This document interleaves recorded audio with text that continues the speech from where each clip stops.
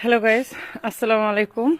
এখন আমি আমার মার গাছে যে টাটকা লাউ চিংড়ি মাছ দিয়ে রান্না করে খাবো, সেই লাউটা আমি কাটবো। আপনারা দেখতেই পাবেন এই লাউটা কাটবো, দেখতেই পাচ্ছেন। এটা কিন্তু দেশি লাউ, একদম তরতাজা, দেখতেই পাচ্ছেন। এই যে ফুল আছে, এটা চিংড়ি মাছ দিয়ে খাবো। ওয়াও, এটা আমার মার গাছে লাউ। যে দেখেন আমি লাউটা কাটতেছি। টিপ দাও, টিপ দাও, দেখেন।